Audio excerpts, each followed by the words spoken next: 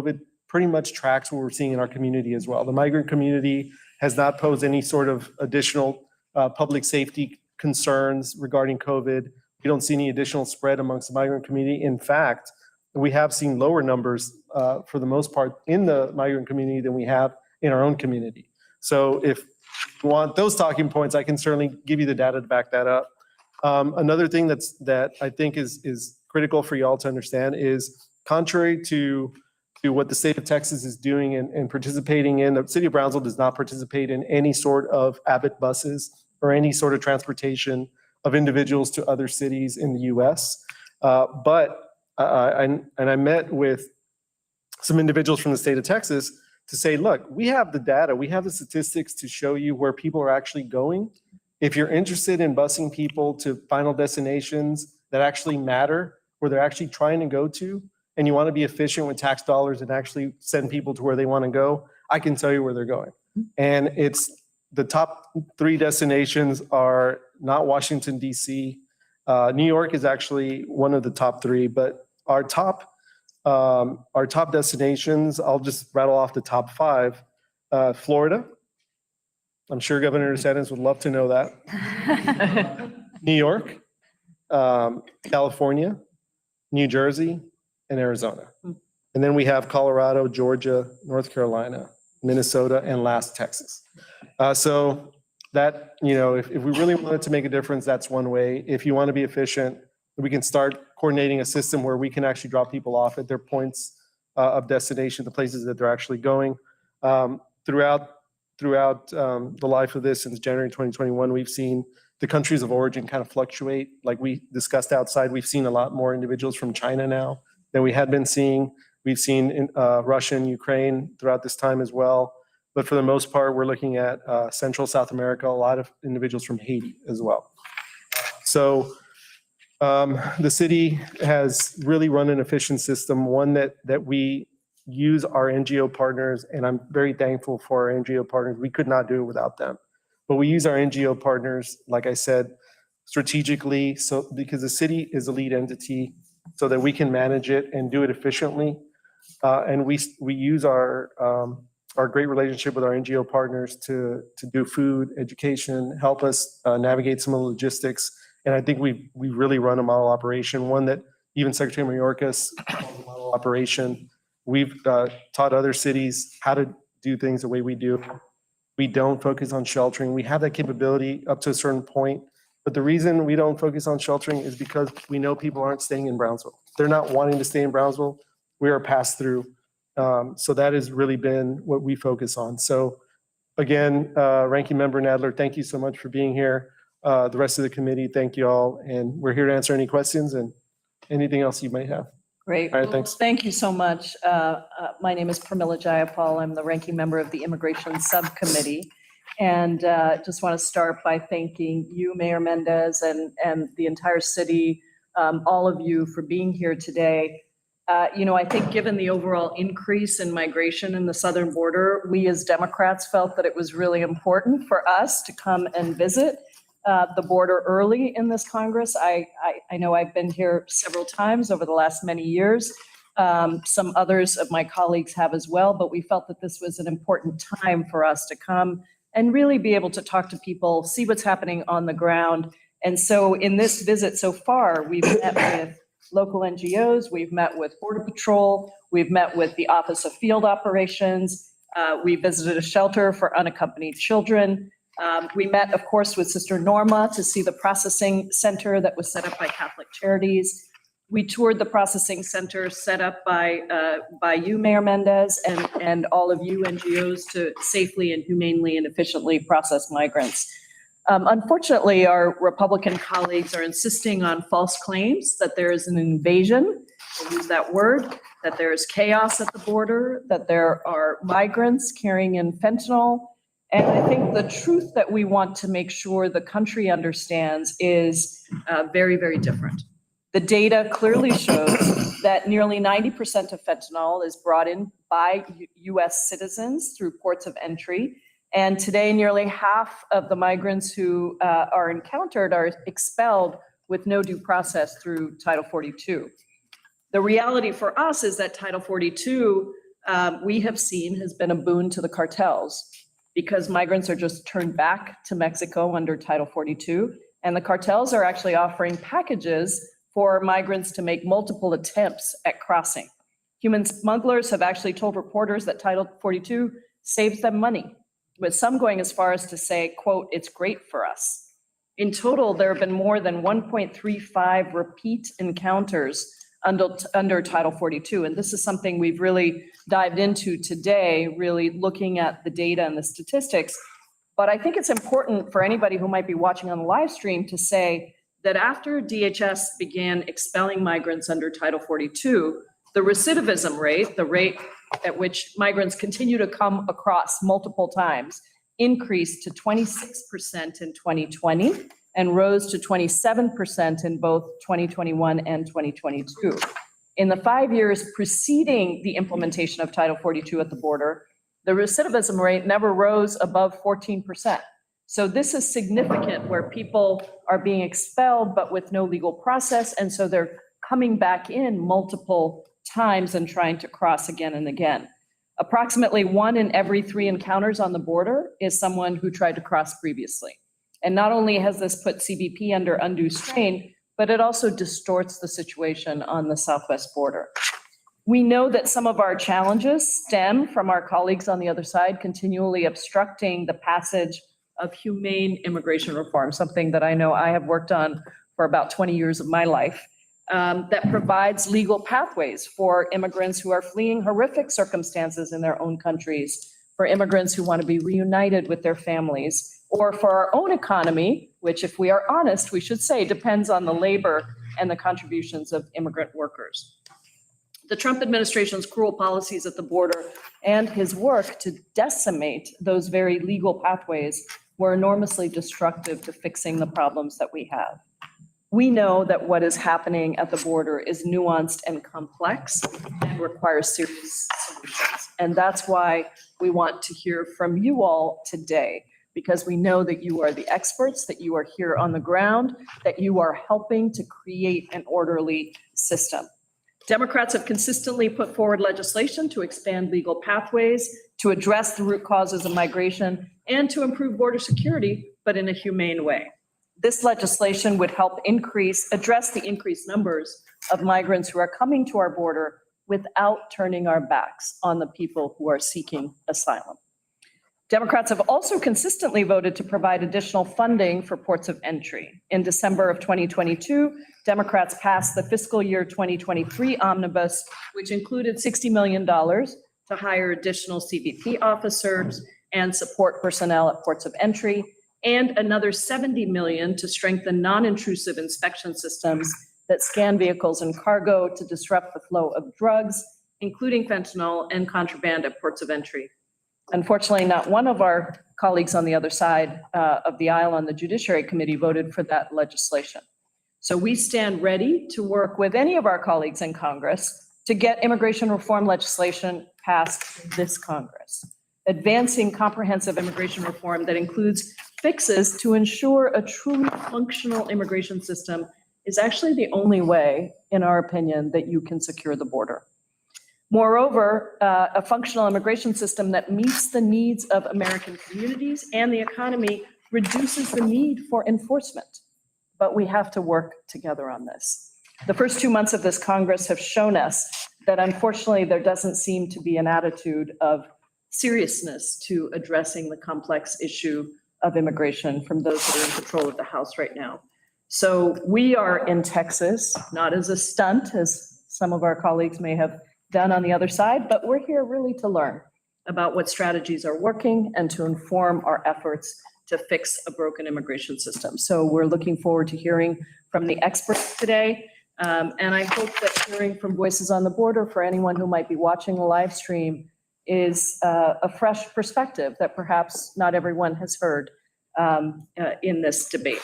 So now let me recognize the ranking member of the Judiciary Committee from New York, Mr. Nadler, for his opening statement. Thank you, Representative Jayapal, for planning this important trip and for convening this roundtable. We also want to thank Mayor Mendez for welcoming us to Brownsville. As Representative Jayapal mentioned, we have had a very productive trip this far. I'm not going to repeat everybody met with and everything we saw that Pramila already said. Unlike our Republican colleagues who visited Arizona last month, we did not invite Fox News and Newsmax to ride along with us or try to be vigilante Border Patrol officers looking for migrants in the middle of the night. We are not interested in photo ops and political theater. This is serious work, and we are trying to find solutions to the complex situation along our southwest border. Democrats have put forward real solutions to address the root causes of migration, improve border security, create additional legal pathways for people to enter the United States lawfully, and legalize Dreamers.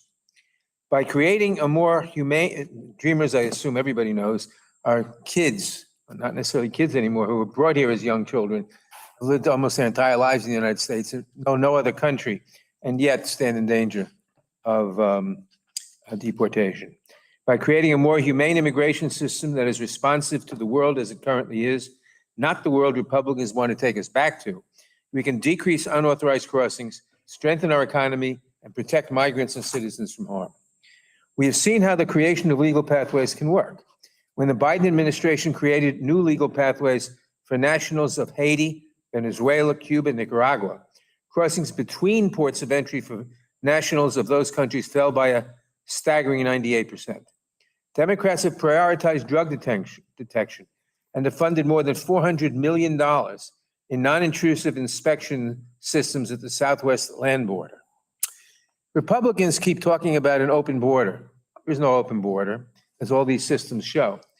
And they keep talking about how fentanyl, which is a deadly thing for this country, is smuggled in by migrants. The fact of the matter is, we know that almost 85% of the fentanyl is smuggled in by Americans crossing at legal ports of entry who have hidden fentanyl. And immigration legislation can't deal with that. Democrats also have funded $800 million for states, localities, and NGOs to be reimbursed for their efforts to safely and humanely process migrants, as well as additional staffing for CBP's ports of entry in fiscal year 2023 omnibus. These are the officers interdicting drugs attempting to enter our communities, and we should ensure that they are appropriately staffed and resourced to do this important work. Thank you to our local experts for coming today. I'm eager to hear from you. Your experiences living and working on and near the border will provide important insight and a much-needed reality check on this important issue. Thank you, Mr. Nadler. It's now my pleasure to introduce our experts today. We'll start with Mayor Trey Mendez. Mayor Mendez is a lawyer, mediator, and restaurateur. He was born and raised in Brownsville, Texas, and is a graduate of the University of Texas School of Law. Mayor Mendez was sworn into office as the second youngest mayor in the city's history in July of 2019 at the age of 39. Prior to becoming mayor, he served for 9 years as a trustee for Texas Southmost College, the fastest growing community college in the state. Mayor Mendez has received national attention for his work to address and eliminate the digital divide in Brownsville, Texas, including being awarded with the Changemaker Award by New Century Cities in December of 2020. Under Mayor Mendez's leadership, Brownsville, Texas is focused on becoming the new space city. It is home to the SpaceX Boca Chica launch facility, the headquarters for the Starship program, and the gateway to Mars. Astrid Dominguez is a Brownsville native and resident, first-generation immigrant. She is the current executive director of the Good Neighbors Settlement House, a multi-service nonprofit dedicated to serve community members in need, particularly unsheltered people, low-income residents, and migrants. Prior to joining GNSH, Astrid has been serving as the coordinator of the Rio Grande Valley Welcoming Committee, a coalition of organizations who support arriving migrants on both sides of the border. And before that, she was the director of the ACLU of Texas Border Rights Center, advocating for reforms to border policies with administration officials at CBP and DHS, as well as federal, state, and local legislators. She has focused her work on border residents and migrants, civil and human rights. Alexis Bay is the Beyond Borders Legislative Legal Coordinator at the Texas Civil Rights Project. Previously, they were a Justice Catalyst Fellow in Beyond Borders, where they took on the border and statewide issues relating to immigration and policing. Alexis returned to TCRP after serving as a law clerk in the South Texas office during the height of the child-parent separation crisis of 2018. They hold a Bachelor of Political Science from the University of Texas Pan American and a JD from the University of Miami School of Law, where they also partook in both immigration and human rights clinics. And Lisa Mitchell Bennett, born in Mexico City, raised in California. Ms. Mitchell Bennett arrived in the Rio Grande Valley in 1991 to work as a human rights advocate for detained Central American refugees and unaccompanied minors. With master's degrees in public health and international development, and as a doctoral candidate in public health, she has since worked in clinics and community-based organizations on both sides of the border, focused on addressing health equity and access to care. She currently works in research and evaluation of interventions to address population health issues along the Texas-Mexico border, including environmental and policy strategies. And additionally, over the last 2 decades, she has served in a volunteer capacity for several NGOs on both sides of the border and works closely with behavioral health professionals and physician providers directly serving families waiting in Mexico, individuals in detention, and post-release shelter. So thank you all so much for joining us today. And each of you has about 5 minutes or so to summarize your testimony. And we'll start with Mayor Mendez. Sure. I think I got most of my stuff out of the way already, so I would defer to the rest of the panel. But if y'all have any questions for me, certainly please feel free to ask whatever you'd like. Fantastic. Thank you, Mayor. Good afternoon, everyone. Ranking Member Jayapal and Nettler, esteemed members of the committee, Representative Johnson, Liu, and Ross. Thank you for including me today. My name is Astrid Dominguez. I'm the Executive Director of Good Neighbor Settlement House, a multi-service nonprofit which for 70 years has been dedicated to serving community members in need, particularly unsheltered people, low-income residents, and now migrants arriving into our country. We exist to support those who need it the most, and every day we strive to do it and achieve our mission based on compassion, respect, and dignity. Since 2008, Good Neighbor has supported welcoming migrants into our country. Our respite program was formally developed in 2018, and since the beginning of this administration, Good Neighbor has been part of coordinating national, regional, and local NGOs to organize welcoming after migrants' arrivals. This effort is done, of course, in partnership with the City of Brownsville and various local nonprofits. I'd like to recognize two in particular from our audience, Team Brownsville and Iglesia Bautista, as well as saluting the many community members and visitors who continuously volunteer to provide assistance. At our Welcome Center, we have received individuals from over 68 different countries who gather to get assistance with their next steps. The City of Brownsville helps them with the travel arrangements. Other nonprofits provide pre-travel orientation. During 2022 alone, Good Neighbors served over 102,000 migrants at our Welcome Center. They are coming after arduous journeys, having endured acutely harmful conditions in Mexico and beyond, and we are their first way station of safety. Our current Brownsville reception model operates as follows. Immigration Enforcement Agency contact the City of Brownsville for drop-off and/or notification of release.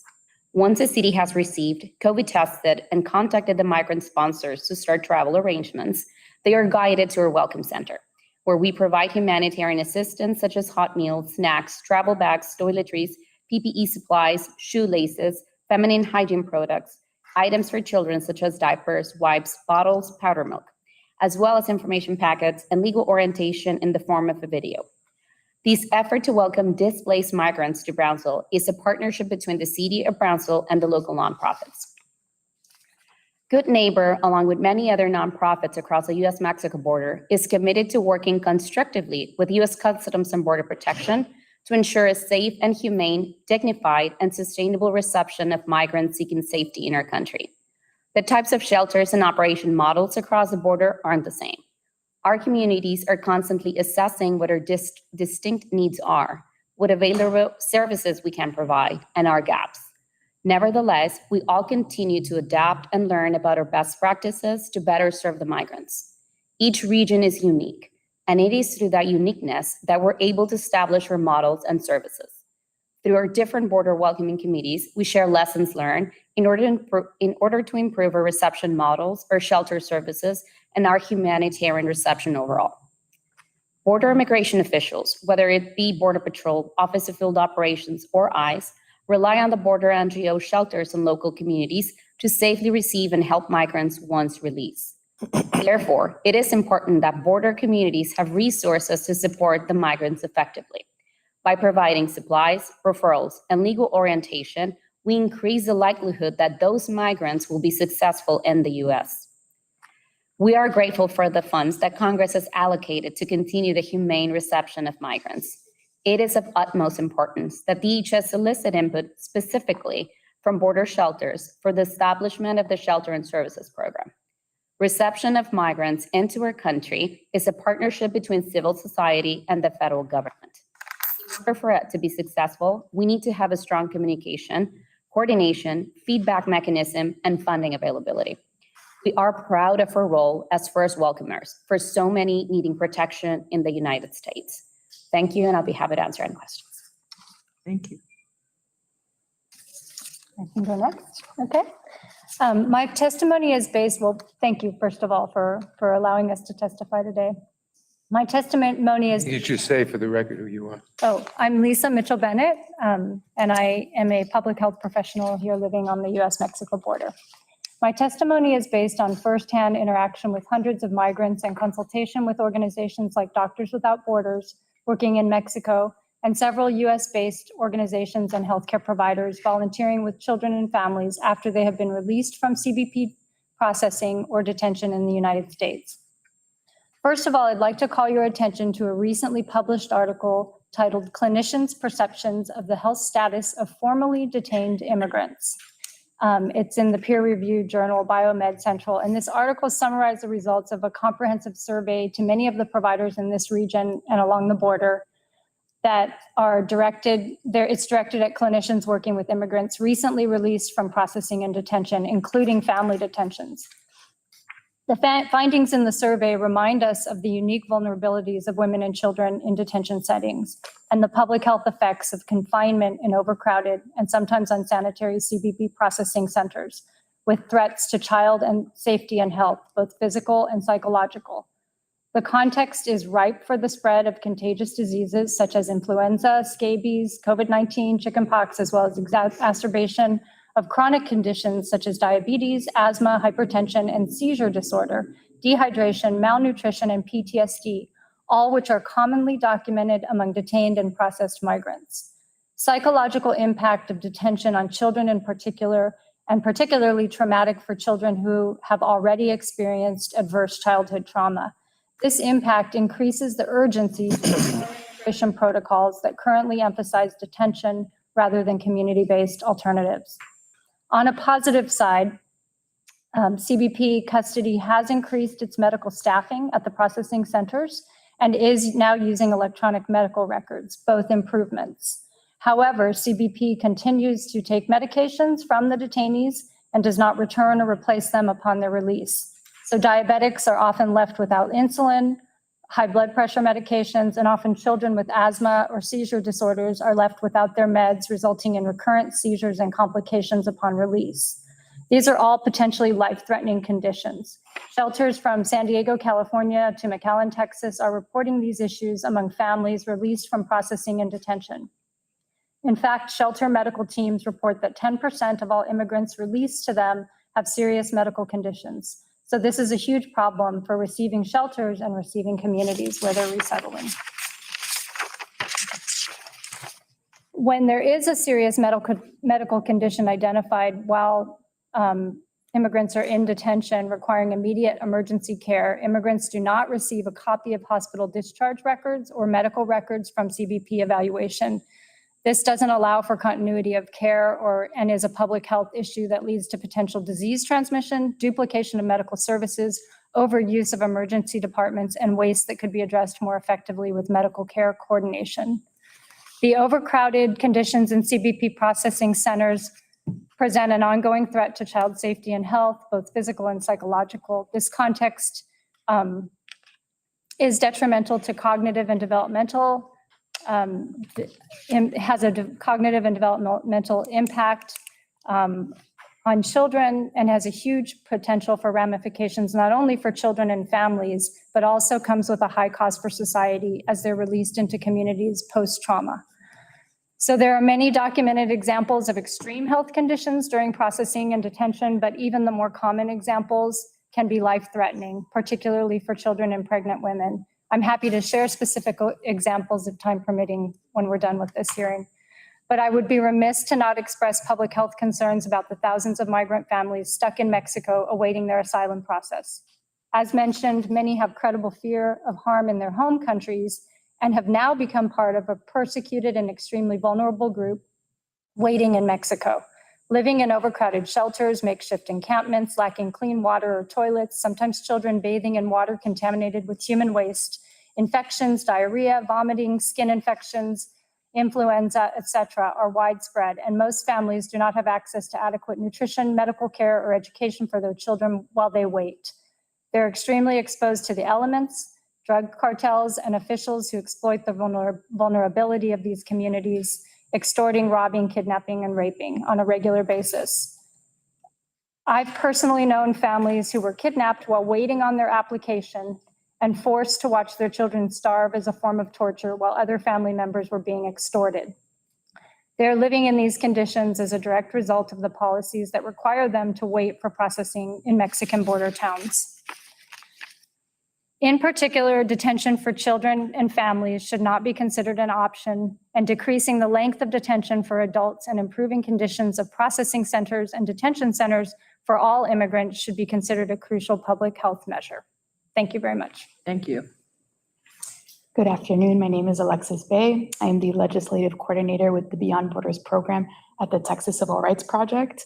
First, I would like to thank all the representatives here for making the time to come to my home, the Rio Grande Valley, and meeting with us today. Having grown up here, it means a great deal to me that members of Congress are here to get a personal understanding of our beautiful Valle. The Texas Civil Rights Project began in service of people living in the RGV. Our Beyond Borders team consists of border residents who have advocated for the dignity of people living and passing through this region for many years.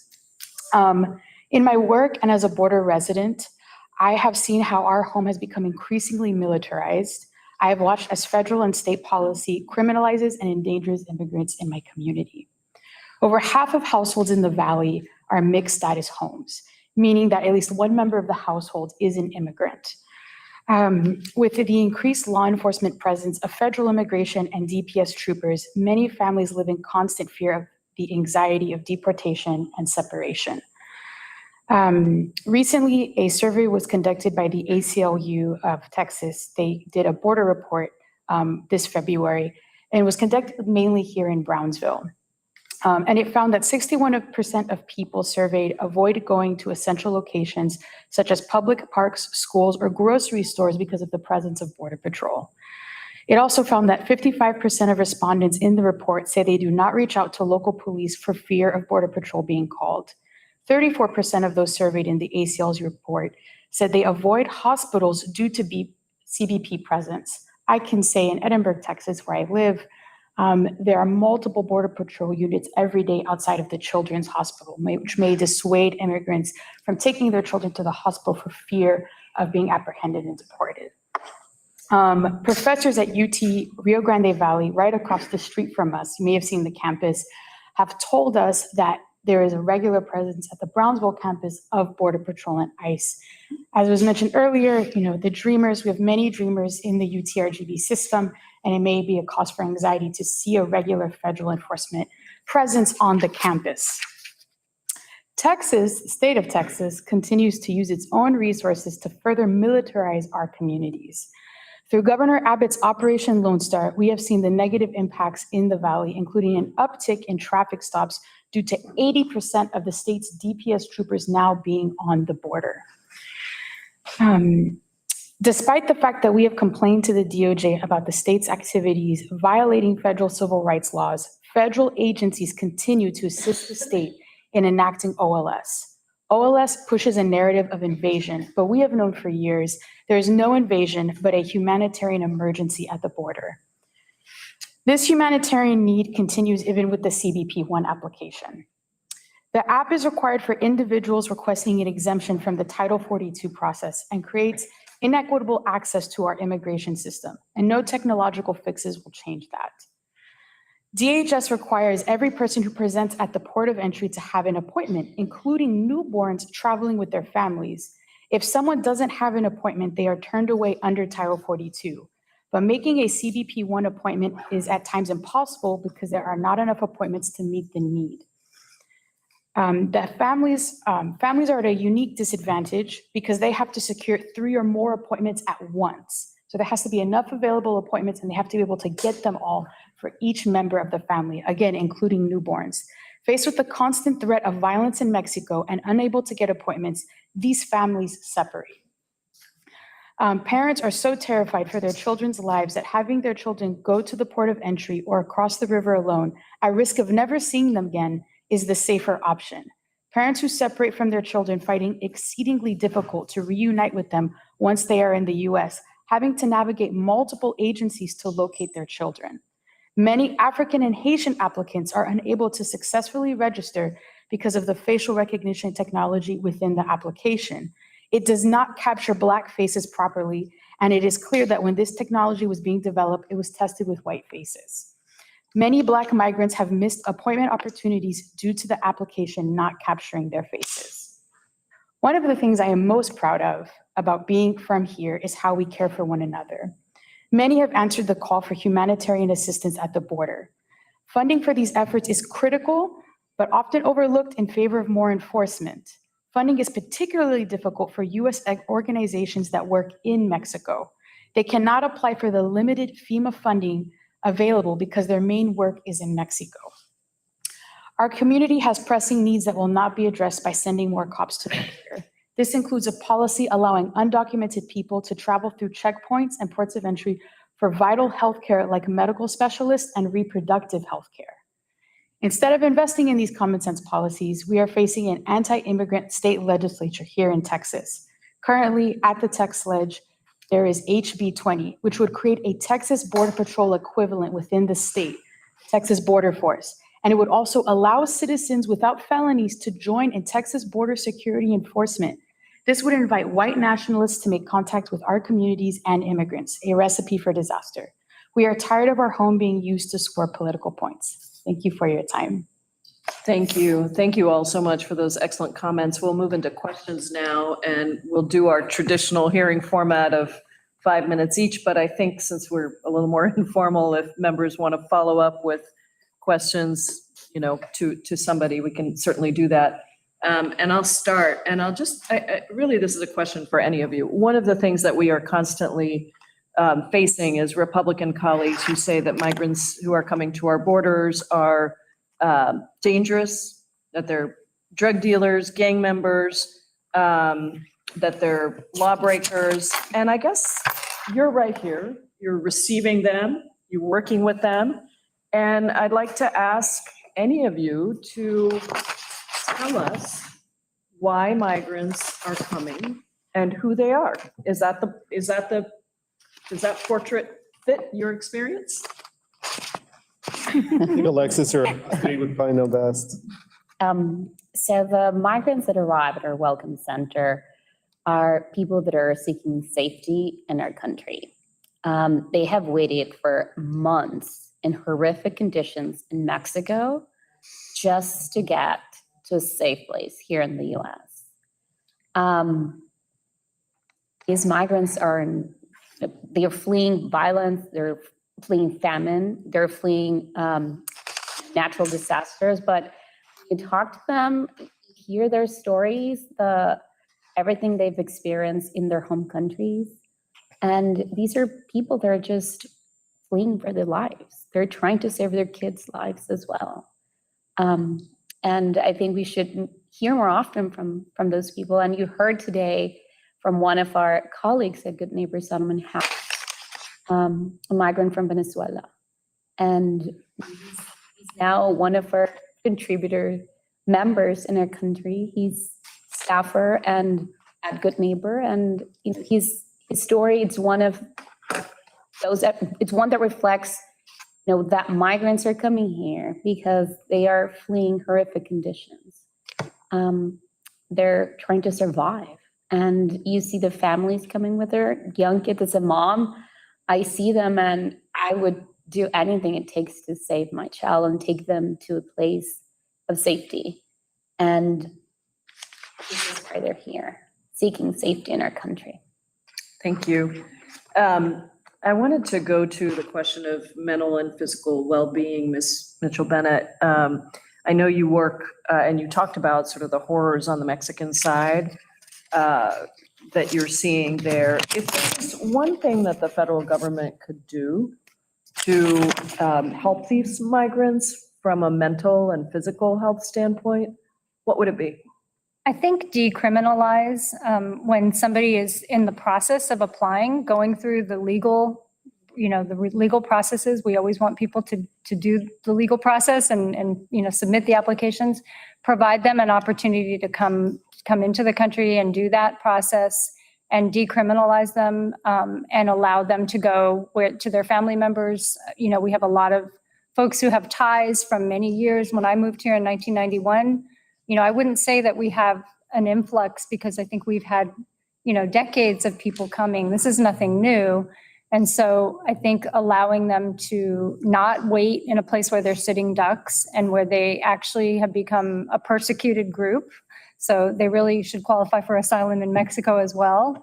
And allowing them to be processed, not treating them like criminals in that processing, because oftentimes even the children are criminalized, and provide them with the support that they need to be able to just transition to where they're going. And is there any amount of time that's safe from a medical perspective for children? I mean, not 1 hour of a child being treated like a criminal in detention is, that's too much. I mean, I think if we think about our own children and even adults, going through a process where they're treated as if, they're imprisoned, even if it's just for a few hours. That's so traumatizing, especially after what they've been through. And if they're already coming from adverse childhood trauma, it's documented that, that double trauma can really cause major health problems. Is that a short-term effect or a long-term effect? There's short and long-term effects, depending on the situation. Great. Thank you so much. Chairman Nadler. Well, thank you all again for joining us. Mayor Mendez, you've discussed how safety and compassion are not mutually exclusive. Can you discuss how Brownsville has worked to strike that balance? Sure. From the safety perspective, I touched on that. We want to ensure that the migrants that are coming into our community are taken care of, that they receive the medical care and the health care that they need, not just for themselves, but for the community and for their final destination. I take the role of being the front door to the United States very seriously. And what I wanted to avoid was having a situation where individuals may be coming across our border sick and then going to another community and spreading any of that. So with the help of Odie, our emergency management coordinator, and others at the city, we implemented that process to go ahead and start testing individuals from day one. So I think the safety component is certainly first and foremost. Compassion is right there. From our perspective, like Lisa said, I mean, these individuals aren't criminals. They're coming for opportunity. They're coming for the same opportunity and hope that many of us came for at one point, whether it was us or our ancestors that came through some port of entry at one point, whether it was last year or 200 years ago. And that hope and that opportunity is something they're not finding in their country. They're like I said earlier, when it gets to root cause, the migrants that we're seeing now are different than the migrants we may have seen decades ago. And the reason they're coming is different than they may have come decades ago. We need to look at the political, economic instability that's happening all across the world. We're seeing it everywhere. And that, for us, I mean, the safety component, ensuring that they have the opportunity to seek legal asylum in our country is something that's very important to us. And ensuring that they're safe when they're making that passage through our city is critical for us as well. Thank you. Ms. Dominguez, I'd like to turn to you. One of the topics you touched on is the need for all levels of government and nonprofits to work together to effectively process the migrants who are crossing the border.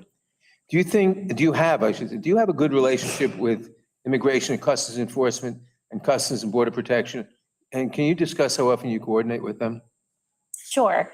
So NGOs and the RGV have been in touch with both U.S. Customs and Border Protection, whether it's OFO or Border Patrol, as well as ICE. Now, of course, there's always room for improvement, but when it comes to the operation, at the Brownsville Welcome Center. So yes, they do coordinate. They let us know, when people are going to arrive, how many people are going to arrive, and they get in touch with OD. OD lets us know, NGOs, so that way we have an idea of how many people we are going to get per day, whether it's people being dropped off at Border Patrol or whether it's people being released and processed at the port. Now, there is, and you've probably heard it in different hearings, the welcoming committees. So there are 4 welcoming committees across the U.S.-Mexico border. RGV is one of them. There's one in mid-Texas. Actually, there's 5. Mid-Texas, El Paso, Arizona, and California. So these are the nonprofits that are together, working together for to coordinate the efforts and the reception of migrants. And that includes, for example, the city of Brownsville, right? They are also part of that. But that includes also CBP. So we do have conversations with them. We have our local engagements meeting with OFO, Border Patrol, ICE not so much, but definitely Border Patrol and CBP. And then we have our high-level engagement, and that is with headquarters. So there is, both of those. Again, there's always room for improvement, but we are in communication and try to coordinate as much as we can and troubleshoot any, issues that might arise. Mayor Mendez, I have 2 questions for you. Would you say the situation at the border in Brownsville is chaotic, or is it just presented that way by certain politicians in the media?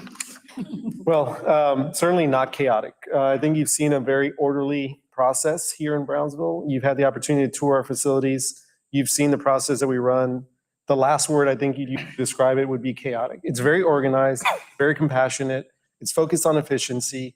It's focused on getting migrants to their final destination or to their sponsors or their families and getting them that hope and opportunity that they're searching for. So definitely not chaotic. We're one of the safest communities in the U.S. And I can tell you, I was thinking about this earlier, the number of criminal incidents we've had involving migrants in our community has been 0. So we're certainly not the poster child for Fox News or Newsmax to come in and seek their vigilante migrants. That's not happening in our community. And I can tell you, you've heard from the panel up to this point, the type of migrant that we're encountering. Sure, there may be some individuals that may have different reasons for coming, but I think that coincides with the rest of our community as well. But for us, certainly not chaotic at all. Thank you. And it is clear that you work very closely with the federal government, especially with the components of the Department of Homeland Security that have jurisdiction over the border. Texas Governor Greg Abbott has made border politics a large part of his brand in Texas. Do you have a similar degree of coordination with the governor regarding the migrants who enter the United States through Brownsville? And what kind of support has Governor Abbott given Brownsville to help process migrants? Well, I can say as of today, congratulations, because you have now visited our center one more time than Governor Abbott has up to this point. The governor has not been here. He has not toured our facility. He has not come to Brownsville for anything other than to collect checks for his campaign. He has not looked at the situation. He has not met with me to try and discuss any sort of reasonable solutions. I've offered the data to where people are actually going. I read an article in Texas Monthly just a couple weeks ago, and Texas Monthly was breaking down Operation Lone Star. And we know that it's had certain types of effects on DPS troopers themselves. But if you look at the economics of Operation Lone Star, it's costing the state of Texas approximately $2,000 per trip. And when you break that down and you look at what a commercial carrier would cost to bus these individuals to their destination, you'd be looking at a few $100s. So it's a horribly inefficient system. We know it's a incredibly political system when you're dropping individuals off in Washington, D.C., in Chicago, and in New York, which are probably the 3 largest cities for Democratic mayors in the U.S. And we saw the effect it had on Mayor Lightfoot here recently. But that is politics, and that is theater. And when the Abbott bus scenario started, I can't remember, it's been maybe about a year, when Operation Lone Star started busing individuals to the rest, to DC and New York. we were very clear that we were not going to participate because I didn't want to be used for any sort of political theater. We didn't want to be used as some sort of pawns in a game or a scheme to try and make our border seem chaotic or try and make it seem as though these migrants are coming to ship fentanyl or to commit crimes, because that's not what we're seeing. So the governor has offered zero support up to this point, other than offering to bus people to large Democratic cities. He hasn't come to visit. He hasn't toured our facilities. I see no real interest from the state of Texas to actually get migrants to their place, to their final destination, or really get them to where it is that they want to go. If the state of Texas truly wants to implement a system, I'm here and I can give them the stats that they need to actually do it right. Thank you. I yield back. Thank you. We'll go in order of seniority. So Representative Hank Johnson from the state of Georgia. Okay, thank you, Madam Chair, or actually, Madam Ranking Member of the Immigration Subcommittee of Soon the to be ranking. Judiciary Committee. I'm happy to be here with you today as you've led this codel to McAllen, Texas, and Brownsville to the border, the Rio Grande Valley. I want to thank Ranking Member Jerry Nadler of the Judiciary Committee for also leading us here on this codel. And I'm happy to be here with my fellow Judiciary Committee members, Ted Lieu and Deborah Ross. And we've had a very great trip. Mayor Mendez, thank you for hosting this hearing today. We have toured your facilities and we've seen the humanity and humaneness and compassion with which the people of Brownsville, Texas greet these immigrants coming to America. This is a country of immigrants. We all came over here on ships, some of us involuntarily, but in the words of my dear departed colleague, John Lewis, although we came on different ships, we're in the same boat now. And I like the boat and the oarsman and the captain of the boat in Brownsville, Texas, and what you're doing to ensure that these migrants who are coming to our country are treated with compassion and dignity and humanity. And, on this trip, my colleagues and I, we've seen much. We did not go out at night on a river somewhere with flak jackets on and, flashlights hunting for, folks trying to evade customs and border patrol. We didn't stage a press event here. We came down here to learn exactly what was happening, and what we've seen is that we have a lot of families that are approaching our border and presenting themselves at points of entry in a lawful manner, and they are seeking asylum. They are, as you said, Mayor, fleeing economic and political instability in their home countries. And primarily what we've seen is people from Haiti, people from Russia, people from Venezuela. These are who make up the bulk of, or the majority of the people presenting themselves to the border. These are families. And these are also unaccompanied kids. Most of whom are between the ages of 14 and 17. And they are male and female. They are fleeing problems in their countries that are experiencing this political and economic instability. They're fleeing for their very lives. They are fleeing people who want to recruit them into criminal gangs and threaten their lives if they don't join. So they make the dangerous trek here to Brownsville, Texas. They are fleeing sexual violence, these young girls who are reaching age and they've seen what has happened to their older sisters and to their mothers, and mothers are actually making sure that these young girls can lead a better life. This is what we have seen here on the border. And Mayor Mendez, can you talk to us about how your office plays into the entry of these migrants who are coming in? If you could tell us why they're coming here and how they present and what you do in action to send them on their way to other parts of this country where relatives and friends are waiting.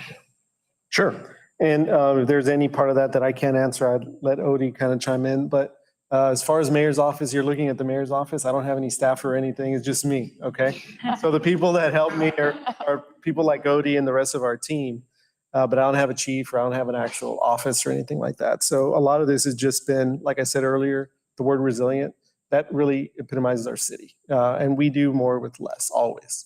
And we've always done that. I think that's border cities from here to San Diego.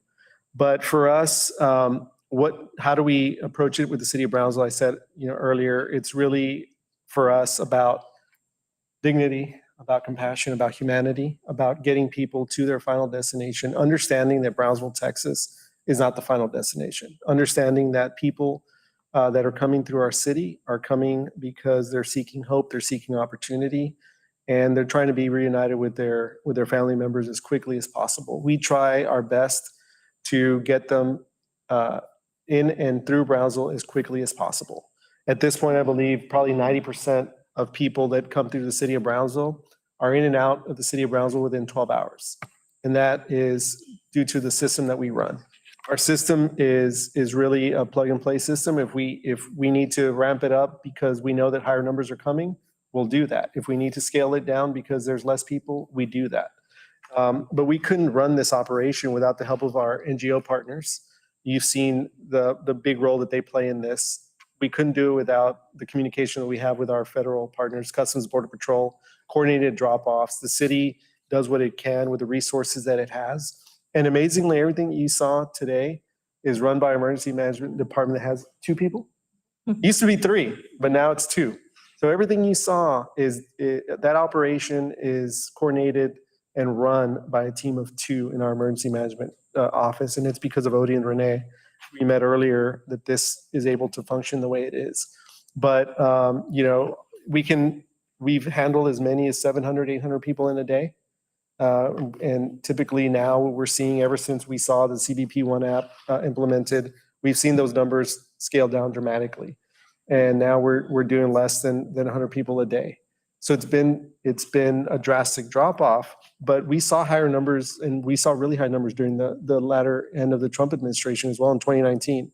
When I was elected in July of 2019, one of the first official meetings I had as mayor was when the Remain in Mexico program was being implemented.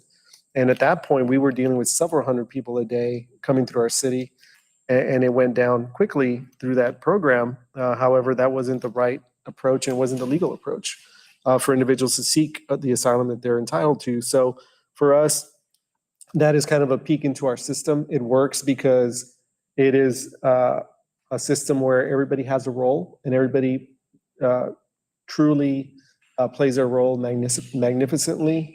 And it's because of the system that we have, and because of the people that are here, and because they care so much about the people that are coming through our city, that it's able to work. And I'm just proud of our team. I'm proud of the NGO partners. I'm proud of our law enforcement personnel and everybody else that plays a part in this system, which has become a model operation for the rest of the U.S. Thank you. Well, I just want to say that what I've observed today was not a chaotic process, but it was a efficient process.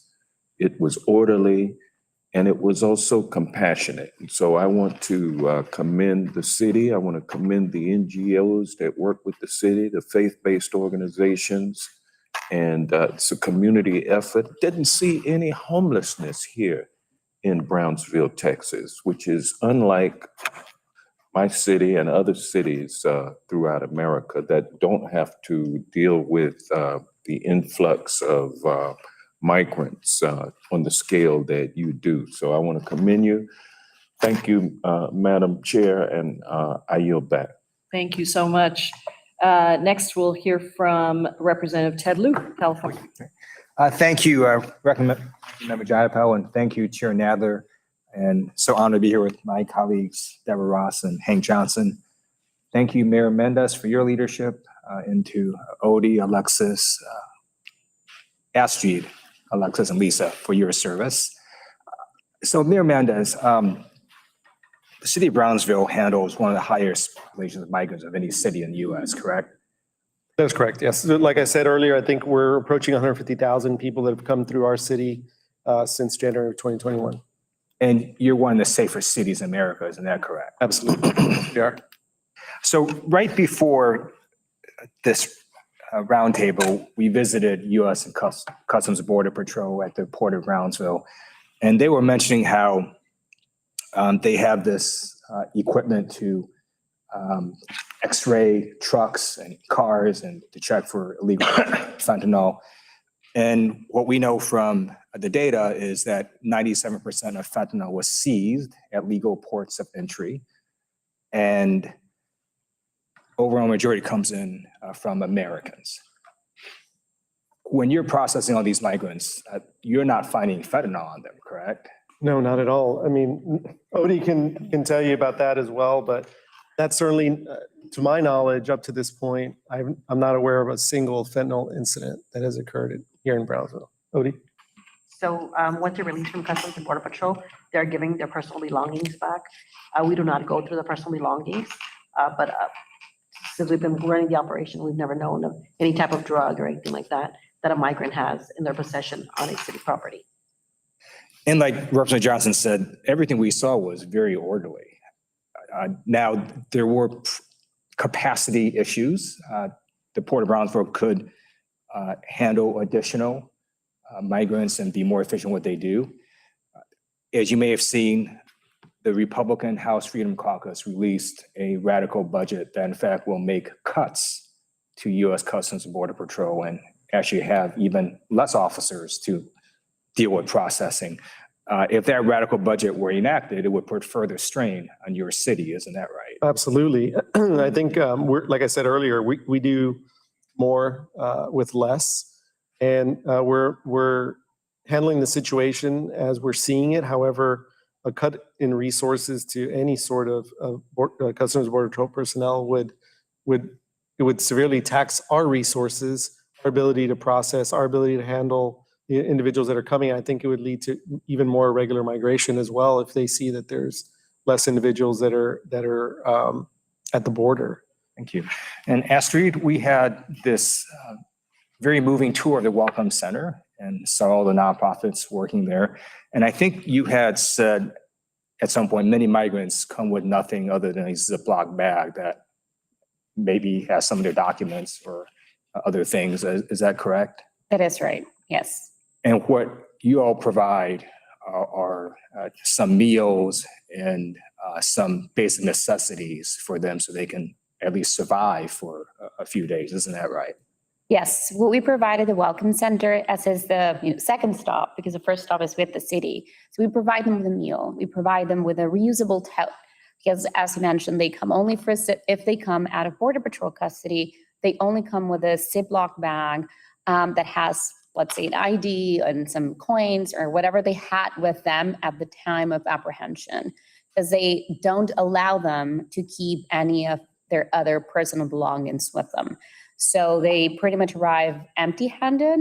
If they have the phone, they are able to give the phone. They take away the shoelaces, when they're at Border Patrol custody. So when they arrive with us, we provide them these reusable tote, hygiene items, have deodorant, toothpaste, toothbrush, mask, hand sanitizer, and tissues, and any other additional items they might need, such as the shoelaces, or razors, for women, sanitary pads, And for those who are coming with kids, and also if they have nothing, then we provide additional supplies for the children. And if people who are watching want to make donations to the nonprofit, what is that website? Well, there's different, a lot of organizations here, but for Good Neighbor Settlement House, it's goodneighborsettlementhouse.org. And, they can always email us and, be happy to send them to whichever organization we want to donate to. Thank you, and I yield back. Thank you so much. And next we'll hear from Representative Deborah Ross from North Carolina. Well, thank you. And thank you all for taking your time to educate us. And Mayor and Odie, thank you for welcoming us in the way that you welcome others. I am a new member to the Immigration Subcommittee, and I'm thrilled that I've decided to join the subcommittee because North Carolina has a lot of immigrants from all over the world. And as we heard the mayor say, many of the folks who come through Brownsville go to North Carolina. And they may go to North Carolina to work in agriculture. They may go to North Carolina for our education system, but they end up in North Carolina. And I want to thank all of you for making it easier for them to make that trip and for feeding them and for making sure that they're healthy. I want to go back to the question of the state, because one of the things that I've noticed in the time that we've been here is that there are some extraordinary NGOs here in Brownsville and also in McAllen. And there are extraordinary local governments working on immigration issues. And then I feel like our interactions with Border Patrol and also with US Customs, there is a coordination with the NGOs.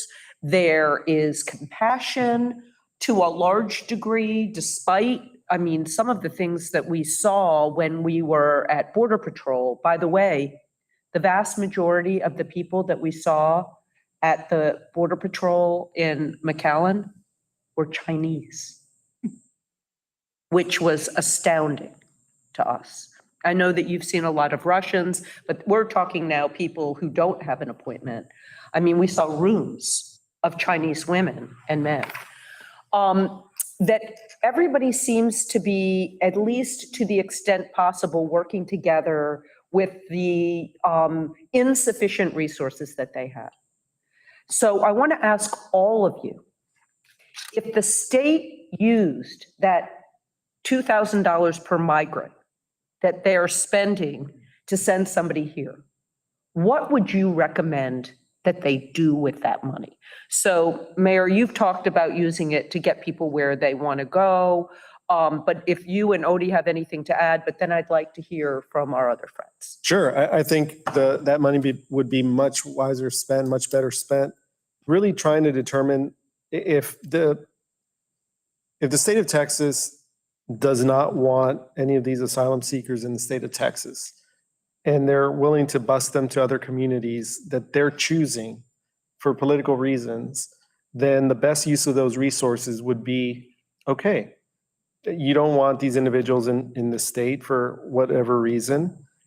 We know that there is some people, though. Our number 10 destination is Texas. So we're seeing a lot of individuals going to Houston, Dallas, sometimes San Antonio. But I think the best thing that could possibly be done with that money is to actually coordinate a system where you're getting individuals to their final destination. That accomplishes the goal of getting individuals out of Texas, if that's what the governor wants, and getting them to their final destination, wherever that may be, if the intent is truly to get them to their final destination. I also believe that there's other ways to assist with some of those resources. That would be similar to our welcoming committee. I think there could be resources for mental health, other educational services, medical services, other things that really protect our community and protect the migrant as well. The state is, like I said earlier, is horribly inefficient with the resources that they're using now. They're deploying a large amount of individuals to our border to militarize it, when we're seeing that our community does not need that sort of presence here. That money would be better spent in other places and within our public education system in the state of Texas, which is one of the last ranking educational systems in the state. there's much better ways to use that money than the way it's being used now. Odie, do you have anything to add? We've been to your place and it looks like you could use a little bit of, let's just say, interior infrastructure. That's a federal facility. That's a federal. I'd like to chime in. The mayor stating that they're going to San Antonio. Mhm. Migrants who are going to San Antonio are actually going to an NGO in San Antonio that assists them to continue traveling to their final destination. Mhm. So that's why we're seeing those numbers spiking up a little bit more going to San Antonio than going to their final destination, because they are going to an NGO there that's assisting them to continue on their travel. Okay, thanks. Let's go down the line. Street. Well, I think, echoing the mayor's suggestions, there's so much that we can do in Texas. While there's been lots of progress in the city of Brownsville, of course, and the mayor has been a great champion, we are among the poorest counties in the US. And the resources, education, healthcare, there is a lot of needs in our state that could be well invested in. And then when it comes to supporting the migrants, reminding everybody that these are human beings that are fighting for their lives, and giving them with a humanitarian and compassionate response. We should be focusing on that as a nation. And of course, resettlement, it should be a big component in our country. Migrants are coming in and we know that, for example, when they have case management, then they're able to, show up at court to continue their case.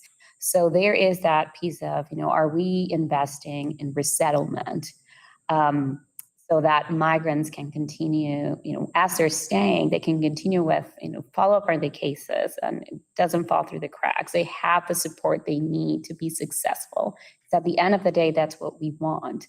And this is where we start. This at the border, that is exactly where it starts. We're just giving them that little something that we hope will allow them, to take that step and be successful in the US. Lisa and Alexa. Ditto everything that has been said. And just that I think we are a persistent poverty region, which means that, we have 30% of our population for over 3 decades not living under poverty. So we're one of the poorest counties in the nation. We have over 50% of our population has no health insurance, no health coverage, because our state has turned away Medicaid expansion. So we struggle, despite the resilience that we have here, and we do the best we can.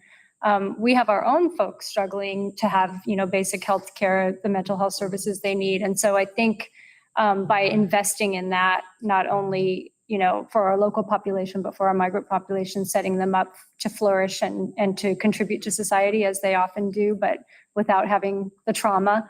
So less investment in law enforcement and more investment in those types of case management, social services, healthcare. There's a network of the Migrant Clinicians Network that could use funding to do a great job of helping to do follow-up with pregnant women and children that have special health conditions or needs. So organizations like that are working around the country, need that type of investment, in addition to the NGOs here. I'll just add on to what's already been said. For sure, if I could take Operation Lone Star money and spend it how I wanted, a lot of investment in currently existing NGOs on the US side and the Mexican side. There's a lot of NGOs that are US-based nonprofits with US-based staff who cross every single day and are sort of the first step in this process. But are limited because they're doing the work in Mexico. They are sort of barred from getting certain types of funding. So being able to make grant funding from the state available to NGOs on both sides of the border would help create a lot more seamless process. On top of that, it would be amazing if we could have, on top of the shelters, actual welcoming centers. So a holistic approach to migrants who are entering the country. That would include the work that the NGOs at the city of Brownsville already does, but on top of that, having people like Lisa and other professionals like that in the space, social workers, attorneys, so that way when migrants enter into a welcoming center, they're receiving the medical care that they need mentally, physically, emotionally. Also that there is somebody there providing, a know your rights or just understanding, they're given legal documents by Border Patrol, have no clue what any of that means. They don't know that you have a year to apply for asylum. You might have an ICE check-in appointment. These are really critical things for them to understand. And just having folks who can be able to walk them through that and really, truly, again, an all-around approach of them really setting themselves up for success when they are aiming towards resettlement into the United States. I would also really want to echo that money should be going into these communities. There's a lot of great need. It's so hard to do this work and see so much millions and millions of dollars. And actually right now at the Texas legislature, $4.6 billion is slated for Operation Lone Star in the next budget. And so to watch billions of dollars that is supposed to be for communities go to a scheme by Governor Abbott as a political stunt is really disappointing as a Texan. There's just so many other ways that money could be spent in our communities and for the migrants who come through our communities. If I have time, I just have one more question. Just about that. Okay. And I don't know if you can answer this question, Odie, but since you're the kind of more law enforcement person who's here at the local level or emergency at the local level, or maybe the mayor. So when we visited with some of the federal agents, they talked about the quantity of guns that are going over the border from Texas to Mexico. That actually, and it's illegal to do that, by the way. And so I just wanted to know whether you see anything here, know what's going on with that, and if there's anything that we can do to be helpful. And if you don't know, then we can just find that information out from some of our federal friends. Actually, I'm emergency manager, not law enforcement. Oh, okay. Sorry. I'm sorry. Yeah, I don't know that information. Okay, we'll get that information from the federal folks. Thank you for letting me. Can I ask one quick follow-up Yeah. question? We have maybe 10 minutes max. Okay. so- Okay. Okay, well, I yield back. Can I say one thing really briefly? On the fentanyl issue, I think we do know that a lot of fentanyl is coming into this country through ports of entry. That's, not in dispute. However, I think if we really want to look at the crisis itself, we need to look at the consumption and what exactly is causing that and who's consuming it. We know. Most of it is going to US citizens. Right, actually. right, So, exactly. Yeah. Okay. Did you want to ask? Alexis, you said NGO staff cross back and forth. When folks come back through the port of Brownsville into the US, do they use facial recognition technology? Oh, well, I mean, I'll say this much, that a part of the sort of militarization of the border is a lot of military grade surveillance technologies all over. I mean, we have, for those who are working at NGOs and who are just crossing back from work from the bridge, there's a lot of cameras. And so anybody who's going through a port of entry is probably passing through a facial recognition camera potentially. I know for sure if you're in a car and you're not crossing the pedestrian walkway, whether it's a port of entry or a checkpoint, there's a bunch of cameras that will take photos of your car from like all angles. So more than likely, yes. All right, great. Thank you. I could add to that. So I think at the port, there is that part of where they do a facial recognition scan. It's optional, so you can actually opt out of it if you're a citizen. I don't remember about, green card holders or tourists, but I know as a citizen, you can opt out. And at times that's not well received. Thank you. Let me ask one final question and then we'll wrap up. Astrid, we've heard a lot today from Border Patrol and others about what's going to happen on May 11th when Title 42 ends. And I just wanted to ask you how you're preparing for that and what you see coming down the pike that we should all know about. Of course. So, we've heard this Title 42 is going to go away since the administration, since the Biden administration started. And, the numbers have gone, down. And that's because they have increased the nationalities that they're able to expel to Mexico. Now, if Title 42 goes away, I think, Odie and I have had plenty of conversations in terms of the number of people that we can assist, right? And while, DHS calls us and asks, like, how many people can you actually receive in a day? And we haven't hit, thousands number in one day. But, we do plan for our, and it's, I don't want to say worst case scenario, but that scenario, if we were to have 1,000 people, we do need to be prepared. What would that look like, right? So I feed them. So I have to make sure that I have 1,000 meals ready for people. I have 1,000 items to distribute and ready. I have enough personnel. So those are all scenarios that, we think. I think one very, crucial point is funding.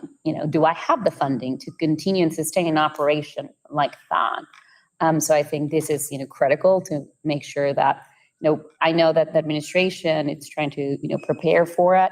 Communication between the NGOs, municipalities and the federal government is key in order for us to prepare. But we're ready, we're willing. We've said to the admin, we're here.